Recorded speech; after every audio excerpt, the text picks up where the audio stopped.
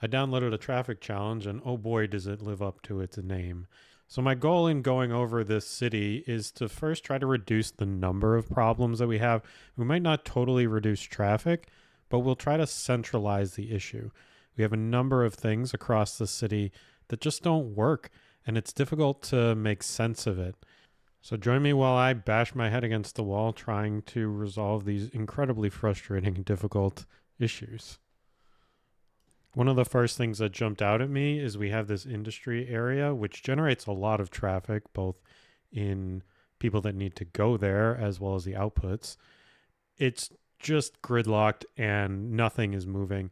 We have a 3 lane going into a 1 lane, and the rest of the city just the traffic flow doesn't really make sense. You kind of look at it and things are kind of going in one direction, but it's not covering the rest of the city. The first edit I want to make is on this off ramp right here. If you look at it, you actually only have one direction that's allowed to go into the city, not both directions. You can come into the city and then go down, but you can't come from across the city and enter that side. So that puts pressure on a different off ramp. And I'm going to come here and just make an absolutely terrible system. I don't even know what this is. It did not work out at all. I mean, look at it. It's pretty bad. I'm not the best at off ramps, and I only got marginally better as I was working on this.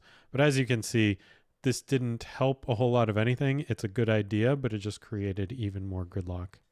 So I went back, destroyed all of it, and decided to just put in a much more sensible off ramp with just a typical roundabout that has the ramps going in and out on both sides. One of the difficulties with this, however, it's a very tight space.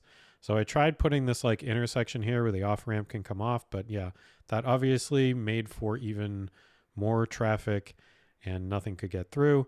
So I decided to use the move it mod and select everything, move it up a little bit, give it some more space so I can put the off ramp onto the roundabout and then create a system where you don't have to have any kind of stoplight gating traffic off of the off ramp. It doesn't look good, but so yeah, this is a step-by-step process, and we have done one step. We have gotten traffic into the city, but we need to work on getting traffic through the city. And at this point, because I don't want to destroy the entire city to solve the problem, I'm going to work on trying to add some lanes everywhere. So here I'm going through the city and evening out the lanes. Looking at the industry area, we can clearly see there's this like loop thing that they're trying to do, which not very efficient, but we're going to keep it for now. Not change the one way, but expand the lane so that we don't have a 3 lane going down into a 1 lane essentially. I think that helps a bit. It doesn't solve anything, but at least the 3 lane of traffic now has a couple more lanes to work with instead of 3 lanes needing to go down to 1 lane. And things now move in the loop that was already there. But we can do a little bit better. And the next thing I'm going to do is take this intersection and pull it out a bit more. Pull the avenue through the industry area so you don't have to take a turn. Now we got another industry area over off to the side of the previous one that also has just insane gridlock and a road structure that's just absolutely nuts. We have an avenue going into a smaller road going into directions, and then everything needs to come out in one spot in 1 lane road. So let's fix this up a little bit. So this isn't too bad. All we need to do is add more lanes basically. Make sure that the loop has enough lanes to handle all the traffic, even it out completely. Then we can close the loop, make sure that that extra road is gone, and funnel traffic down into the higher capacity roads. But also, we need to upgrade it to be the same road that it's leading into, because there's no reason to sabotage ourselves for something that's not that difficult to fix. And finally, there's a trade depot over here that the industry area should really have access to limit traffic of cargo trying to go out of the city using the highway. And then on second thought, I just decided, you know what, whatever, let's just put these back to normal roads. There's no actual reason that we need to have one-way loop here. You'll still have a loop with the road anyway. You'll just allow for bidirectional traffic. So some traffic can go out of the city and other traffic can go into the depot. And that really doesn't look too bad. I think we have more traffic flowing around the city in a way that makes sense. And we've kind of localized some of our problems into a manageable space where we can try to attack them with more specific methods. And because we are already using such big roads and we still have a problem, we need to mitigate the number of cars that are being run in our city. That is handled by a metro. So we should have our residential areas connected to the various industrial areas so that citizens, they will travel across the entire map to go to work, have an option to go into the subway and avoid taking their car across the highway.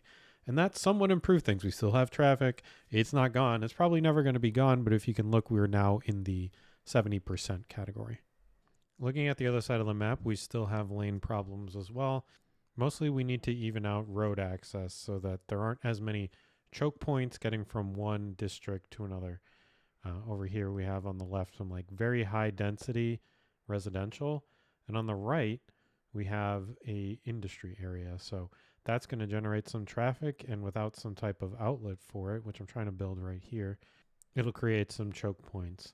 Now down a little further in the map, we have just other intersection here that just is completely blocked. So I'm going to get rid of that and try to replace it with something that makes a little bit more sense. So we're going to even out the lanes again, create that place for the carts to go out. But also we need to have a different off ramp so that not all the traffic is coming from that direction and then needs to make like a left or a right turn. All right, now the trucks are able to filter their way out, and this line is getting reduced in size. And now we have another neighborhood down here with some interesting patterns for one-lane roads. I would say with one-lane roads, unless you know exactly what you're doing with them, there's not much reason to have them.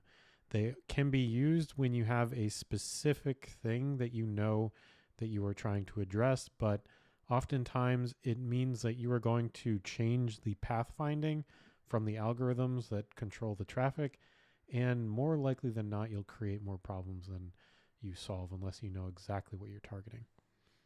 The next major problem is dealing with this off-ramp situation over here.